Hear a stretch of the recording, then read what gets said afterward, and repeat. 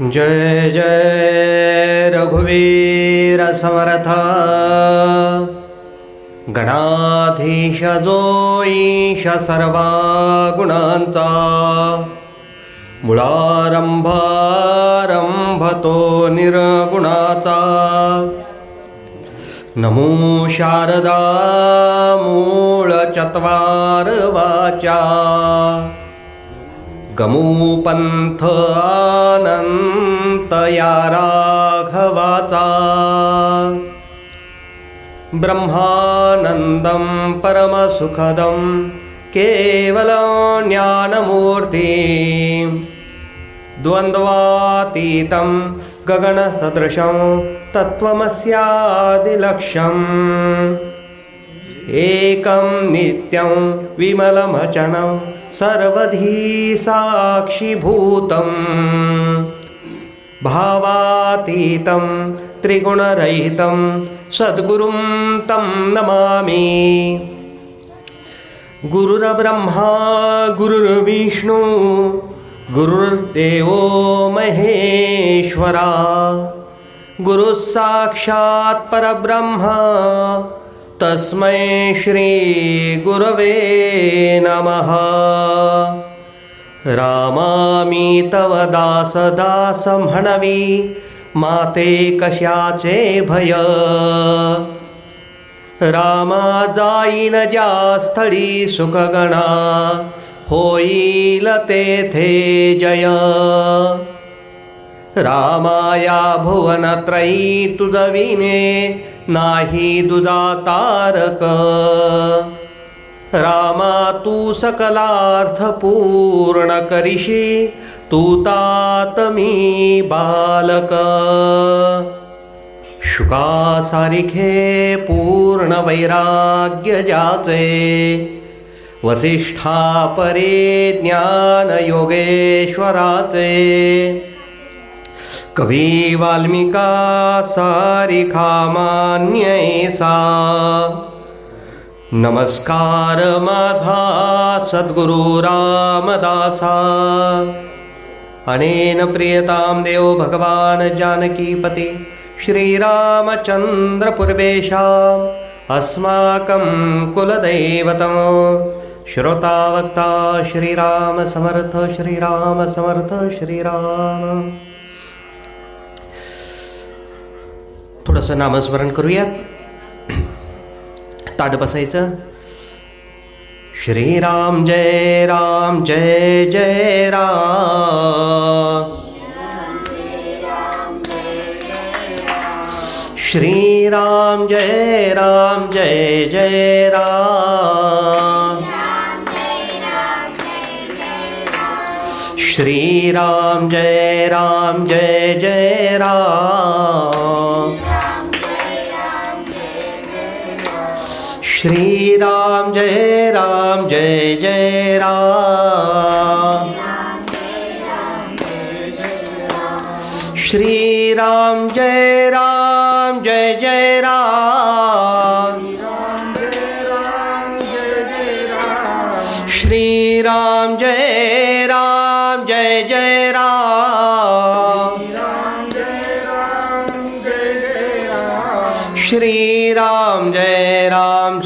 जय राम श्रीराम जय जय राम श्रीराम जय जय राम श्रीराम जय जय राम श्रीराम जय जय राम श्रीराम जय जय राम जय जय रघुवीर समर्थ श्रीराम समर्थ श्रीराम जय जय जी श्री रामदासा परात परा जगन्निवासा तुझे चरित्र जगदीशा तूची बोलवी आवडी श्रीराम। प्रभू परम पावन अशा श्री रामरायांच्या रामनवमी उत्सवाच्या निमित्ताने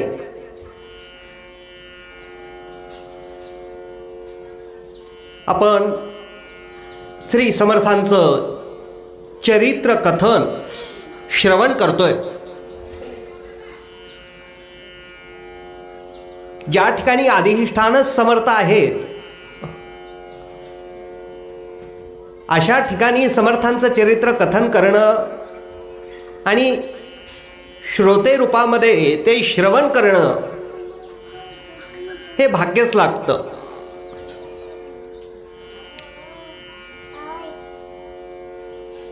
गेली 10 पिढ्या ज्या ठिकाणी रामभक्ती चालू आहे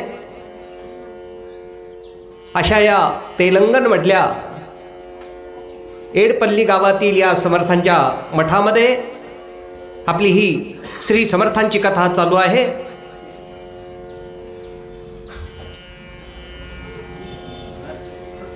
मठ पाहून खूप आनंद वाटला, अतिशय आनंद वाटला। मठाची व्यवस्था अतिशय छान ठेवण्यात आलेली आहे। या सगळ्याचं श्रेय येथील मठपती आणि रामदासी सर्व परिवाराला जातं। त्याच्यामध्ये मठपती जे आहेत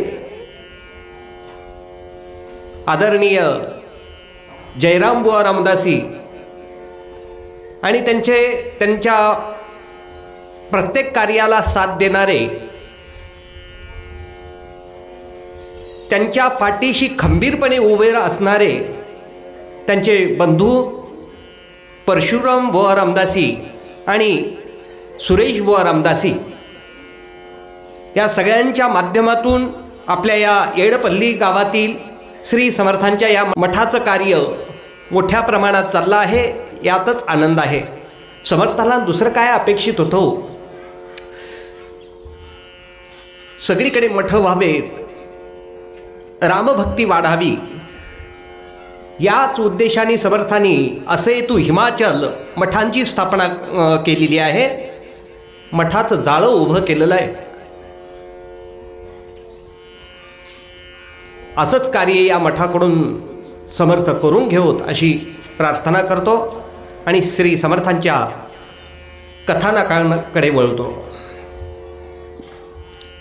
आपण पाहिलं का, संत असोत या देव असो, त्यांना अवतार घ्यायचा म्हटला तर एक सुंदर अशा आणि पवित्र अशा कुळामध्येच ते जन्म घेत असतात, अवतार घेत असतात। तसं अतिशय रामभक्तीमध्ये तल्लीन असणारं, मग्न असणारं असं एक ठोसर घराणं, ज्या ठोसर घराण्यामध्ये गेल्या 23 पिढ्या रामभक्ती होती आणि त्या 23 पिढ्यानंतर समर्थांचा जन्म तिथे झालेला आहे। वडील सूर्याजी पंत आणि आई राणूबाई यांच्या पोटी 2 पुत्राची प्राप्ती झाली आणि ती प्रत्यक्षात भगवान सूर्यनारायणाने येऊन दर्शन दिलं, आशीर्वाद दिला, वर दिला आणि त्या वराच्या माध्यमातून पुत्रप्राप्ती झालेली आहे। 2 मुलं जन्माला आलेले आहेत।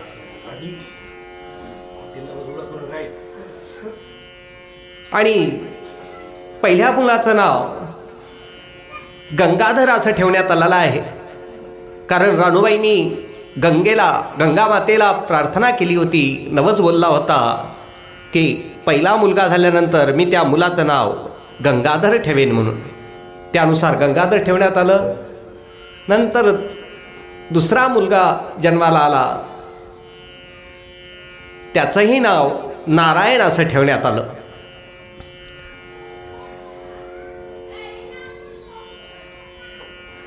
घरातलं वातावरण काही बदललं। अतिशय आनंदी वातावरण झालेलं आहे. जाममध्ये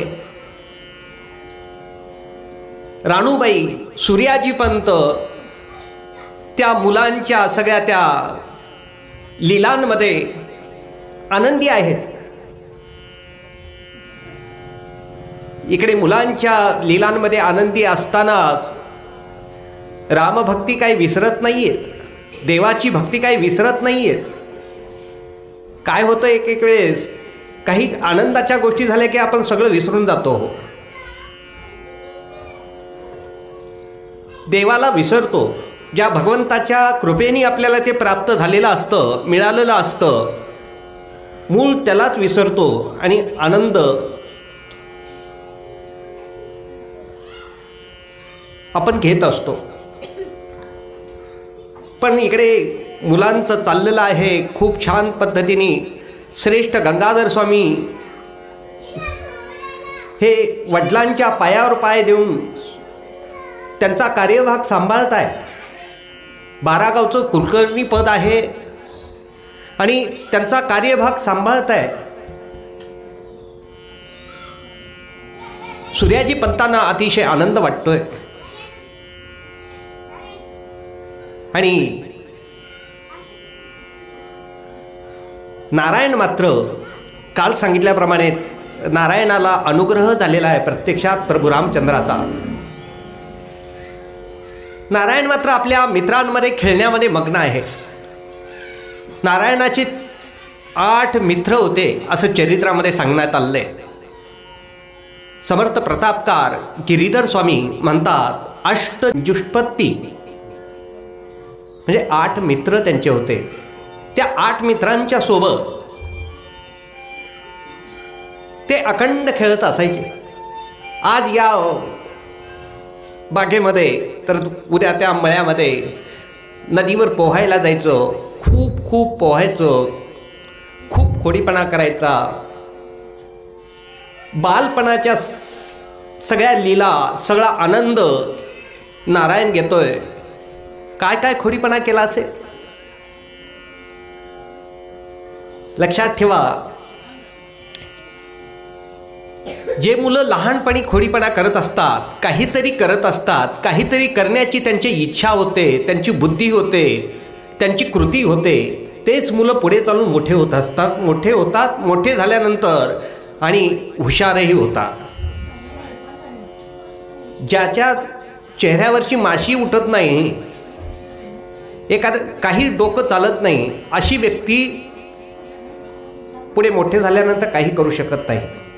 ते आपण म्हण आहे मराठीमध्ये की मुलाचे पाय पाळण्यात दिसतात.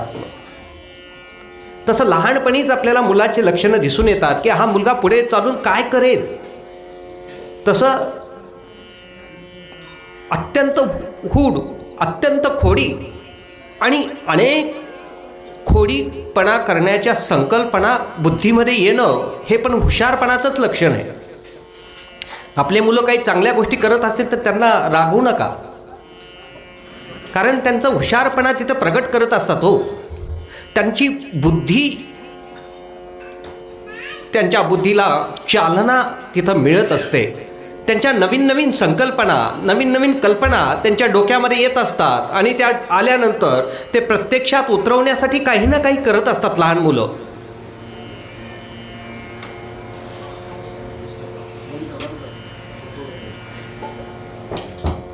लहान मुलं तसे करत असतात ते. आणि आपण आईवडील काय करतो की आपल्या कल्पनेमध्ये ते नसतं, मुलांनी तसं करू नये, असं करू नये, हे करू नको, ते करू नको, आपण सारखं त्याच्या मागे लागतो. आणि त्यामुळे काय होतं की त्याच्या बुद्धी जी असते, त्याची मुलांची बुद्धी जी असते ते तिथं क्षीण होते, संकुचित होते, खुंटते तिथे. बाबा हे करू नको म्हणतायत, आई ते करू नको म्हणते, मग शांत बसून राहतात. त्यामुळे त्यांचं नुकसान होत असतं. मुलं करतायत ना, 1-2 गोष्टी लक्षात ठेवायच्या मुलं खेळते वेळेस. एक तर मुलाच्या शरीराला काही अपाय होता कामा नये, काही नुकसान होता कामा नये. त्याच्या कोणत्याही म्हणजे त्याला कोणतंही दुखापत होता कामा नये, एवढी काळजी आपण तिथे घ्यायची आणि त्याला खेळू द्यायचं. तसं नारायण हा अत्यंत खोडीपणा करतोय आणि रोज दिवसातून 2-4 तक्रारी आईकडे येत आहेत. आई वैतागलेली आहे राणूबाई. नारायणा, अरे काय करतोय शे तू? अरे किती वेळेस सांगायचं तुला? कितीही वेळेस सांगा, तुझ्यात काही बदल होत नाही बाबा. काय करावं काही कळत नाही. सूर्याजी पंतांच्या कानावर घालायची राणूबाई. सूर्याजी पंत म्हणायचे, लहान आहे, जाऊ दे, करेल खोडीपणा, सुधरेल पुढे. एक वेळेस रामनवमीचा उत्सव जाममध्ये होता आणि रामनवमीच्या उत्सवामध्ये मोठ्या प्रमाणात पंगत व्हायची. सगळं गाव तिथं जेवण्यासाठी यायचं. आजूबाजूचे गावातले लोकही तिथं रामनवमीच्या उत्सवाच्या निमित्ताने प्रसाद घेण्यासाठी यायचे, भोजन प्रसाद. आणि सगळं काही व्यवस्थित होतं. एक घागर भरून तूप होतं, पण लोक भरपूर आले, अंदाजापेक्षा जास्ती लोक आले, त्यामुळे पहिल्या दुसऱ्या पंक्तीलाच तूप संपून गेलं. तूप संपून गेलं. आता काय असा प्रश्न पडला. सूर्याची पंत काळजी करू लागले. राणूबाई काळजी करू लागल्या. वाढणारी मंडळी आहेत ती सगळी काळजी करू लागले की म्हणले आता वाढायचं काय? तूप संपलं, जी घागर होती ती पूर्ण संपली. नारायणाने सांगितलं की म्हणले आडामध्ये सोडा ती घागर. आता काय म्हणतंय बाळ म्हणल्यानंतर ती घागर आडामध्ये सोडण्यात आली. आडातून जेव्हा ती घागर बाहेर काढली तेव्हा बाहेर आल्यानंतर त्या घागरीमध्ये तूप निघालं. सगळ्या पंक्तीला वाढत होते ते, तरीही त्या घागरीतलं तूप काही संपलं नाही. कितीतरी पंक्ती झाल्या, सगळे लोक तृप्त जेवले, प्रसाद घेतला, पण त्या घागरीतलं तूप काही संपलं नाही. अजून सुद्धा जाम समर्थला ती घागर आपल्याला बघायला मिळते. गेलात तर कधी ती ठेवलेली आहे तशीच घागर. असे छोटे मोठे चमत्कार नारायण दाखवत होता. मी अवतारी आहे असं दाखवत होता, पण आई वडिलांना ते जसं कृष्णाचं झालं ना तसंच समर्थांचंही झालं. लगेच माया जी आहे ती त्यांना त्याची जाणीव होऊच द्यायची नाही. फिरायचं, या शेतात गेले की त्या शेतात, त्या शेतातून त्या शेतात, एका ठिकाणी पाय थांबायचा नाही. एक वेळेस असंच मित्रांसोबत शेतामध्ये गेलेलं नारायण, मित्रमंडळी आहेत आणि शेतामध्ये एका खळं होतं पाटलाचं, जोंधळ्याचं खळं माहीत आहे. आता पीक निघालेलं आहे, त्याचं खळं असतं, ते पीक आपण ते आता मशीनमधून काढलं जातं, पण त्यावेळेस बैलाच्या माध्यमातून ते खळं केलं जायचं पूर्ण ज्वारी. तसं ते खळं होतं, खळं निघालेलं होतं. आणि पाटील त्या ठिकाणी बऱ्याच लोकांना घेऊन ते पोती भरणं चाललेले होते ज्वारीचे, जोंधळ्याचे. आणि नारायण त्याच मार्गाने चाललेला त्या तिथून बांधावरून मित्रांच्या सोबत.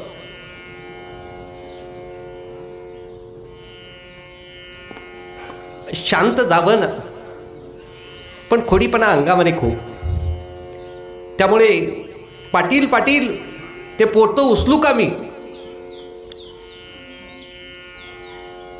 पाटील म्हणले, अरे बाळा तू लहान आहेस अजून, 7-8 वर्षाचा आहेस तू, तुला एवढं मोठं 100 किलोचं पोतं नाही उचलणार. नाही नाही उचलतो मी, पाटील मी उचलतो पोतं. पाटील म्हणाले, हे बघ नारायणा, जर तुला उचललं ते पोतं तर तू घरी तसंच घेऊन जा, तुझ्यासाठीच ते, चल लागली पैज. नारायण आला, ते 100 किलोचं पोतं, मोठं पोतं जोंधळ्याचं, मोठ्या माणसाला हालत सुद्धा नाही, आणि नारायणाने सहज उचलला आणि पाठीवर टाकला आणि पळायला लागला. पाटील मागे, नारायण पुढे. सगळी मित्रमंडळी आरडत ओरडत मोठ्या मोठ्याने आवाज करीत निघालेले आहेत. गाव म्हणण्यापर्यंत गावामध्ये आलेले आहेत. वाड्यामध्ये आलेला आहे नारायण. वाड्यामध्ये अशा वसरीमध्ये त्यांनी ते पोतं टाकलं आणि घामागर्द झाला लपून बसला. पाटील मागून मोठ्या मोठ्याने, अरे नारायणा नारायणा थांब, नारायणा थांब, नारायणा. आणि तो आवाज चाललेला पाहून रानूबाई मध्ये काहीतरी घरामध्ये काम करत होत्या, त्या बाहेर आल्या. काय गोंधळ चाललेला आहे आज कोणता खोडीपणा घेऊन आलेला आहे, आज काय कोणाचे तक्रारी येत्याल काही माहिती नव्हत्या. राणूबाई बाहेर आल्या, पाहतायत तर पाटील आहेत. पाटलांना विचारलं, म्हणले पाटील काय झालं, का ओरडताय? तर अहो राणूबाई, काय तुमच्या ह्या पोराने आमचं जगणं हैराण करून सोडलेलं आहे, काही करू देत नाही. या बघा, आज माझ्या खळ्यावरून यांनी पोतं उचलून घेऊन आलेला आहे.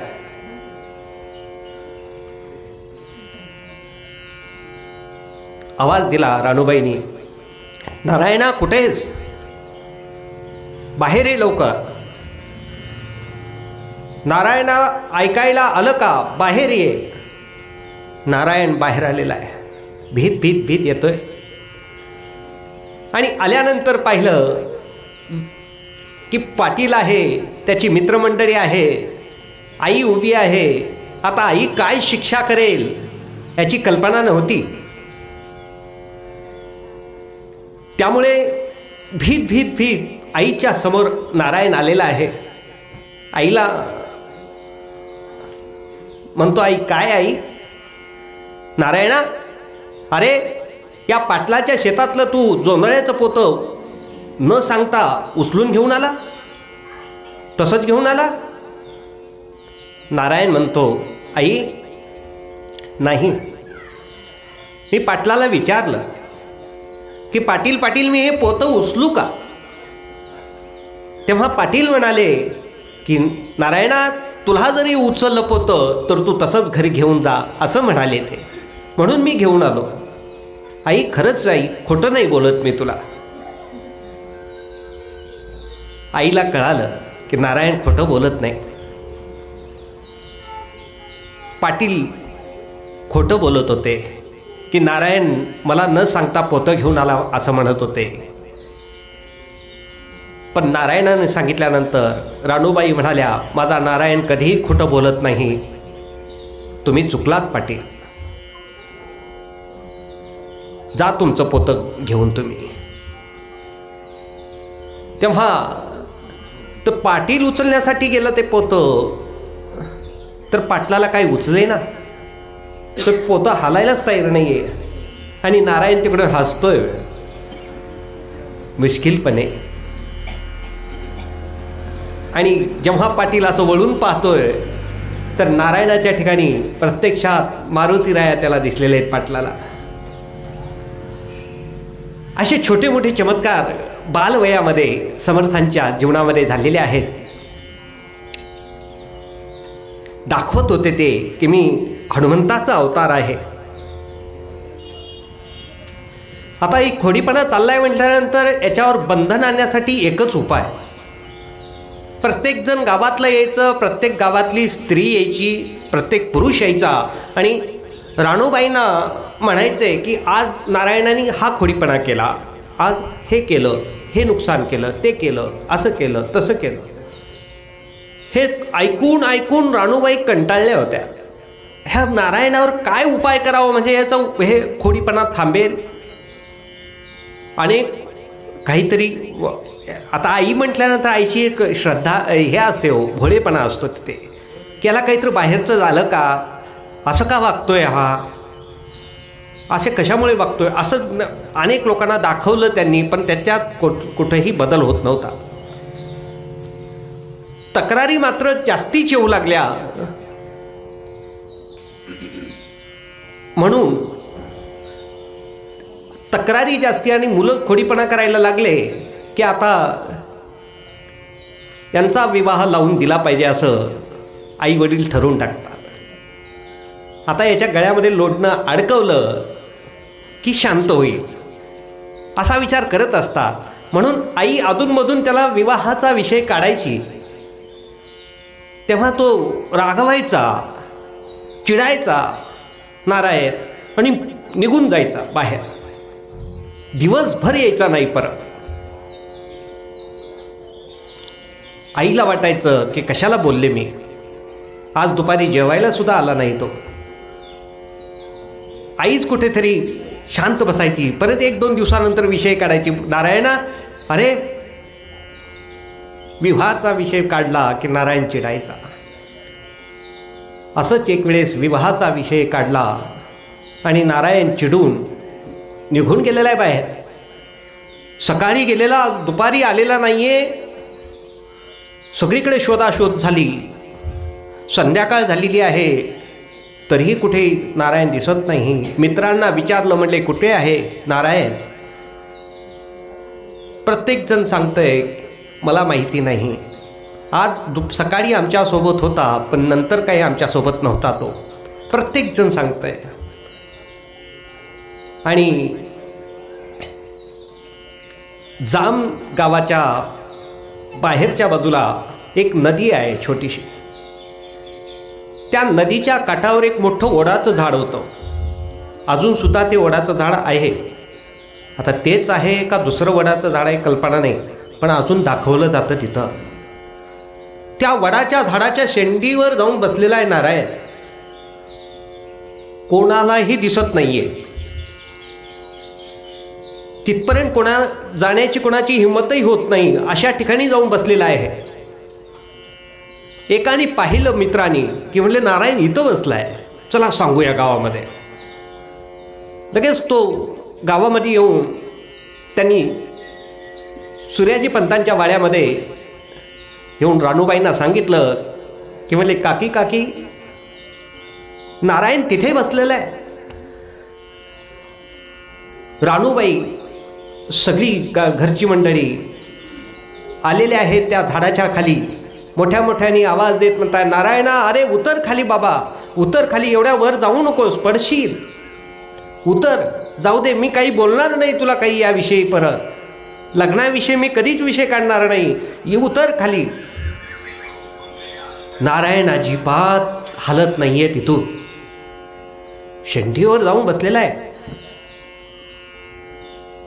आता उतरत नाही म्हटल्यानंतर थोडासा वेळ गेला आणि तितक्यामध्ये श्रेष्ठ गंगाधर स्वामी त्या ठिकाणी आलेले आहेत. गंगाधर स्वामींचा आदर खूप ठेवायचे समर्थ. त्यामुळे वडील भाऊ होते, त्यामुळं गंगाधर स्वामींचं प्रत्येक गोष्ट नारायण ऐकायचा. आणि खाली आल्यानंतर श्रेष्ठ गंगाधर स्वामींनी आवाज दिला, नारायणा ये खाली, आलास का खाली म्हटल्यानंतर नारायण, मी ठीक आहे दादा म्हटलं त्यांनी. आणि त्या शेंडीवरून त्यांनी उडी जे टाकली ते थेट त्या खालच्या नदीमध्ये. श्रोते हो, त्या नदीमध्ये दगड होता. दगडावर बरोबर हे डोकं आपटल्या गेलं.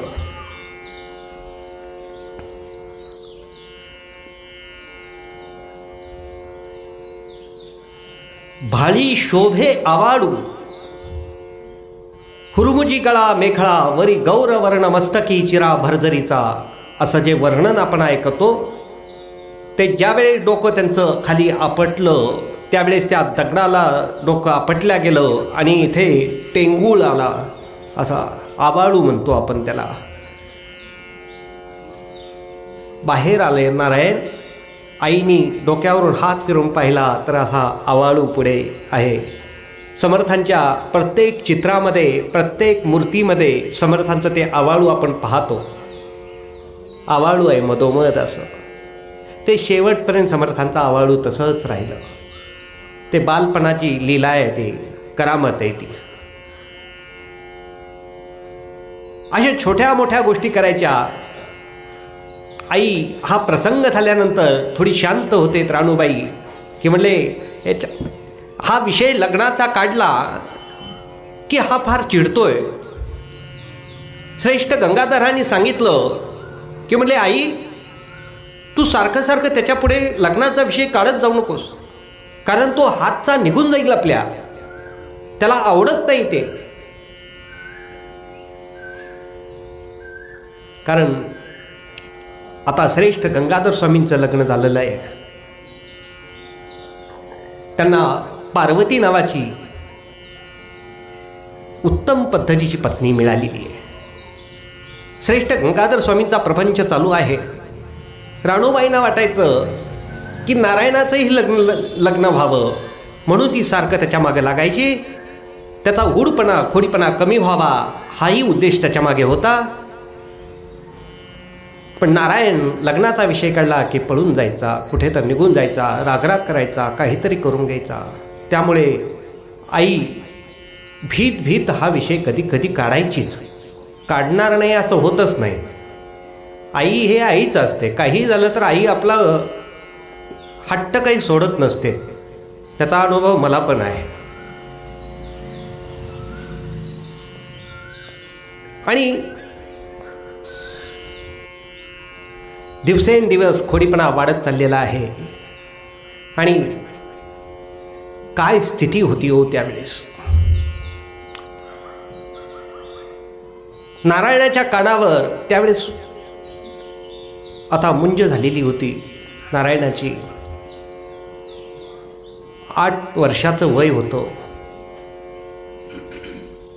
8-9 वर्षाचं वय नारायणाचं. बाहेरची सगळी देशातली स्थिती, देशातली परिस्थिती नारायणाच्या कानावर येऊ लागलेली आहे. असे तू हिमाचल सगळा, अनेक ठिकाणच्या घटना नारायणाच्या कानावर.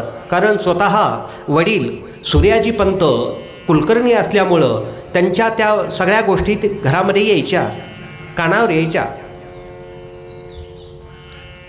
सगळीकडे मुस्लिम सत्ता वाढत चाललेली होती. असंही तू हिमाचल सगळा देश हिरवागार पडलेला होता. संस्कृती नष्ट होत चालली होती. धर्म लयाला चाललेला होता. या सगळ्या गोष्टी कानावर येत होत्या. आणि तेव्हा व्यग्र व्हायचे, दुःखी व्हायचे नारायण. काय होणार, कैसी देवालय टिकती म्हणताय समर्थांनी म्हटलेलं आहे. कसं काय व्हायचं हे, या देशाचं, या हिंदू धर्माचं काय व्हायचं ही त्यांना चिंता लागलेली. आणि एक वेळेस असं आईने परत एक वेळेस विषय काढला लग्नाचा, म्हणून परत निघून गेले. सापडेना. सगळीकडे शोधलं, कुठेही सापडेना. आणि आई काहीतरी कामाच्या निमित्ताने अडगळीच्या खोलीमध्ये गेलेली आहे. घरातल्या त्या वाड्यातल्या अडगळीच्या खोलीमध्ये गेलेली आहे. अंधार आहे. हातामध्ये छोटासा दिवा कंदील घेऊन त्या अडगळीच्या अंधाराच्या खोलीमध्ये राणूबाई गेलेल्या आहेत. आणि त्यांचा पाय तिथे लागला. कोणीतरी बसलेलं आहे त्यांना असं जाणवलं. आणि ते हाताचा कंदील, हातातील दिवा असा पुढे केल्यानंतर पाहिलं तर ध्यानस्थ अवस्थेमध्ये नारायण बसलेला आहे. बाळा, नारायणा काय करतोयस इथे? आई डोळे उघडले. आई चिंता करतो विश्वास. अवतार महिमा, अवताराचं कारण या ठिकाणी समर्थांचं आपल्याला दिसून येतं. आई चिंता करतो विश्वाची, हे ज्या मुलाला 8व्या वर्षी जाणवतंय, त्यांच्या मुखातून ते उच्चारलं जातंय, आई चिंता करतो विश्वाची. आईला ते कळालं नाही. अरे विश्वाची चिंता काय करतोस नारायणा? अरे तुझी स्वतःची चिंता कर, माझी चिंता कर, घराची चिंता कर, नारायणाची चिंता, श्रेष्ठ गंगाधरांची चिंता कर. आईला कसं कळेल होते? नाही कळणार आईला. अवतारच साक्षात मारुतीरायांचा अवतार आहे तो. काय काय विचार त्यावेळेस नारायणाच्या डोक्यामध्ये चालले असतील त्याची कल्पना येणं शक्य नव्हतं. पण मोठे बंधू त्यांचे श्रेष्ठ गंगाधर स्वामी यांच्याशी खूप छान जमायचं त्यांचं. श्रेष्ठ गंगाधर स्वामी आणि नारायण यांचा संवाद खूप छान होत असे. आणि नारायण प्रत्येक गोष्ट श्रेष्ठ गंगाधर स्वामींना सांगितल्याशिवाय करत नसे. प्रत्येक गोष्ट सुखाची, दुःखाची, चांगलं वाईट सगळं सगळं आपल्या मोठ्या बंधूंना, श्रेष्ठ गंगाधर स्वामींना नारायण सांगत असे. त्यामुळे श्रेष्ठ गंगाधर स्वामींचा अधिकार हा नारायणासाठी मोठा होता. अनेक स्थळं येऊ लागली. आता विवाह करायचा म्हटल्यानंतर येऊ लागली. मोठे मोठे मामलेदार, कुलकर्णी, देशपांडे, मोठ्या मोठ्या ठिकाणचे मोठे मोठे ठिकाणं येऊ लागली. ठीक आहे म्हणायचा तो, नाही म्हणायचा नाही. ते मुलीकडचे आले घरी की शांत छान राहायचा तो, त्यांच्याबरोबर छान बोलायचा. समर्थ प्रतापकार गिरीधर स्वामींनी खूप छान असं वर्णन केलेलं आहे. त्यांच्या समर्थांचं आद्य चरित्र आहे समर्थ प्रताप म्हणून, ओवीबद्ध चरित्र आहे, गिरीधर स्वामींनी लिहिलेलं. त्याच्यामध्ये अतिशय सुंदर असं वर्णन त्यांनी केलेलं आहे. ते म्हणायचे, नारायण म्हणायचा, सगळं स्वागत वगैरे त्यांचं करायचं, त्यांच्याशी संवाद चालायचा. आणि सगळं झाल्यानंतर, सगळं नाश्ता पाणी जे काही झालं सगळं झाल्यानंतर आईला म्हणायचा, राणूबाईंना, आई मी यांना थोडंसं वेशीवर सोडून येऊ का? आईलाही बरं वाटायचं. आत्तापर्यंत नारायण लग्नासाठी नाही नाही म्हणत होता आणि आता मात्र मुलीकडच्यांना वेशीवर सोडून येऊ का असं म्हणतोय म्हटल्यानंतर थोडासा प्रत्येक आईला आनंद होणारच की हो. आता नाही नाही म्हणता हा विवाहाच्या बंधनामध्ये पडण्याची तयारी, त्याची मानसिकता चालू झालेली आहे. या कृतीवरून तरी असं आईला वाटू लागलं. पण त्याच्यामागं काय होतं ते नारायणालाच माहीत. वेशीपर्यंत जायचा. वेशीपर्यंत गेल्यानंतर त्या मुलीकडच्यांना म्हणायचा, तुम्ही आलात चांगलं झालं, बरं वाटलं आम्हाला, पण तुमच्या मुलीचं वाटोळं व्हावं असं वाटत असेल तर तुम्ही इकडे मुलीला द्या, विचार करा, असं म्हणून तो निघून यायचा. ते स्थळ गेलेलं परत काही यायचंच नाही. त्यांचं पत्रही नाही, तार नाही, काहीच नाही. त्यांच्याकडून कसलाही परत विषयच यायचा नाही. श्रेष्ठ गंगाधर स्वामी म्हणजे सूर्याजी पंत, राणूबाई सगळे काळजी करायचे की गेलेलं स्थळ परत काय येत नाही आहे. गेलेलं स्थळ, असे कितीतरी स्थळांना नारायणाने असंच केलं. प्रत्येक स्थळ यायचं, आलं की बरोबर गोड बोलायचा आणि म्हणायचा आईला मी सोडून येतो. गेल्यानंतर परत ते स्थळाची काहीच बातमी यायची नाही. कोण देईल हो? तुमच्या मुलीचं वाटोळ करायचं असेल तर तुम्ही इथं द्या म्हटल्यानंतर मुलगा म्हणतोय स्वतः, ज्याच्याशी लग्न आपली मुलगी द्यायची तोच मुलगा म्हणतोय तुमच्या मुलीचं वाटोळ व्हायचं असेल तर इथं द्या. कोण देणार? तेव्हा काही केल्या, स्थळ काही आलेले स्थळ तसेच चालले आणि त्याच काळामध्ये एक दुर्घटना घडली, दुःखाची घटना घडली. सूर्याजी पंतांचं निर्वाण झालं. वडील गेले. घरावर अत्यंत शोककळा पसरलेली. खूप मोठा आधार सूर्याजीपंतांचा रामरायांनी त्यांना जवळ केलेलं आहे. सगळी दुःखी आहेत घरामध्ये. आता सगळं जबाबदारी घराची राणूबाईंवर आणि श्रेष्ठ गंगाधर स्वामींवर आलेली आहे. हळूहळू घर सावरतंय, दुःखातून बाहेर निघतंय. आता 10-11 वर्षाचा कालावधी वय नारायणाचं झालेलं आहे.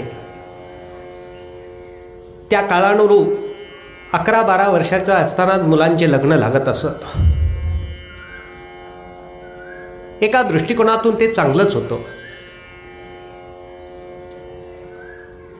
लहान मुलं ज्यावेळेस लहान असतात ना, मुली असो त्या मुलं, 8 वर्षाच्या 7-8 वर्षाची मुलगी होती झाली की तिचा विवाह लावला जायचा. मी बालविवाहाचा पुरस्कार करतोय असं समजू नका, पण त्याचं कारणही सांगतो की पूर्वज आपले वेडे नव्हते हो. आपले पूर्वज जगामध्ये सगळ्यात हुशार होते. प्रत्येक गोष्ट त्यांनी फार विचाराने आणि बुद्धीने केलेली.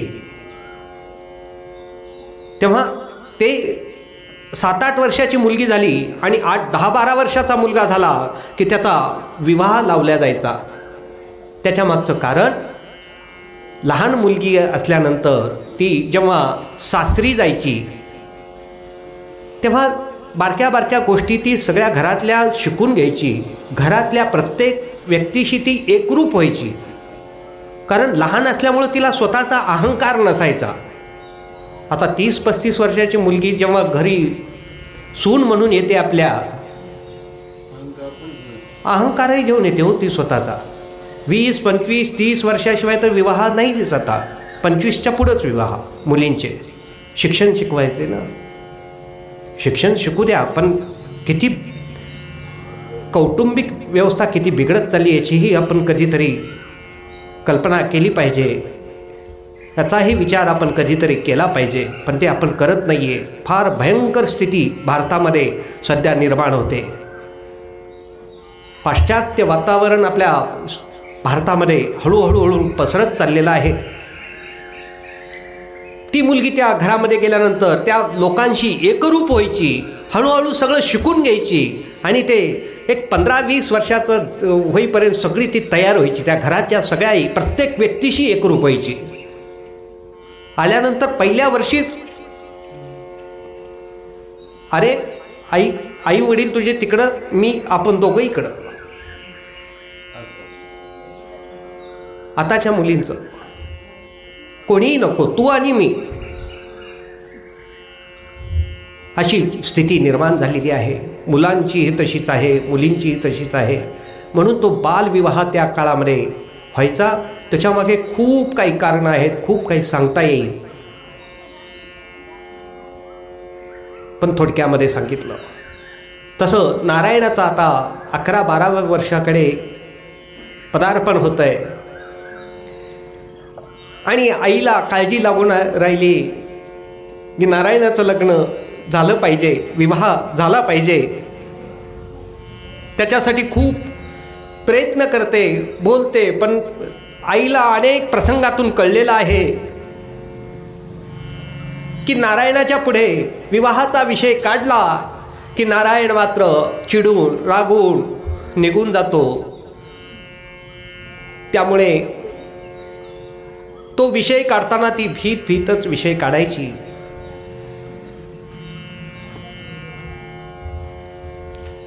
श्रेष्ठ गंगाधरांना कळालं की जे मुली घरी स्थळ चालून यायचे त्याच्या मागचं कारण काय होतं ते श्रेष्ठ गंगाधरांना कळालं की नारायणच सांगायचा त्यांच्या घरच्यांना की तुम्ही काही इथं देण्याच्या भानगडीत पडू नका. पण आई जेव्हा विषय काढायची तेव्हा श्रेष्ठ गंगाधर म्हणायचे की आई, आग्रह धरू नकोस, नारायण आपल्या हातचा निघून जाईल, नको आग्रह धरूस. पण आईचा स्वभाव एक वेळेस तसाच विषय काढला. म्हणले, नारायणा, अरे ये इकडं बाळा, जवळ बोलवलं. अरे तुझे बाबा गेले बाळा आता, त्यामुळे थोडा विचार कर, मोठ्यासारखा विचार कर थोडासा. सगळी जबाबदारी आहे. श्रेष्ठ भक्त तुझा गंगाधर भाऊ सगळा कार्यभाग सांभाळतोय. थोडी जबाबदारी घे, घराची जबाबदारी घे, काहीतरी चांगल्या गोष्टी कर बाळा. तेव्हा नारायण म्हणतो, आई नक्की मी आजपासून सगळ्या गोष्टी करेन, चांगल्या गोष्टी. आणि तो त्या दिवशीपासून बऱ्याचशा त्याच्या वागण्यामध्ये नारायणाच्या बदल झालेला आहे. आईला आनंद वाटला. आईने त्याची मानसिकता पाहून, त्याचा प्रसन्नपणा पाहून, तो आनंदी आहे असं पाहून त्याला आईने जवळ बोलवलं आणि नारायणा, आज मी तुझ्याकडे एक गोष्ट मागणार आहे, तू नाही म्हणणार नाहीस. नाही म्हणणार नाहीस तू. आई सांग, आई काय पाहिजे सांग, काय देऊ सांग. बाळा अरे नाही म्हणू नकोस. अरे मला तुला भवल्यावर चढलेलं बघायचंय रे बाळा, मला तुला भवल्यावर चढलेलं बघायचंय, नाही म्हणू नकोस. नारायणाने विचार केला, ठीक आहे आई, तुझी इच्छा आहे ना, अवश्य तुझी इच्छा पूर्ण होईल. कसला आनंद झाला राणूबाईंना. किती काळ त्या नारायणाच्या मागे लागलेली होती की बाळा विवाहासाठी तयार हो, विवाहासाठी तयार हो. पण नारायण काही ऐकत नव्हता. तेव्हा आता जेव्हा शपथ घातली की जोपर्यंत भवल्यावर चढेपर्यंत नाही म्हणू नकोस, अशी शपथ घातल्यानंतर नारायणाने मान्य केली. आणि आता मात्र श्रेष्ठ गंगाधर स्वामी आणि आईनी राणूबाईंनी ठरवलं की आता बाहेरच्या कोणत्या व्यक्तीशी आणलं तर अजून तसंच होणार. बाहेरचं कुठलं स्थळ आणलं तर नारायण अजून तसं काहीतरी खोडीपणा करेल. त्यामुळं आता काय करायचं, राणूबाईंनी युक्ती सुचली त्याच्यावर की म्हटले की माझा भाऊ इथेच आसनगावला आहे, भांजी गोसावी.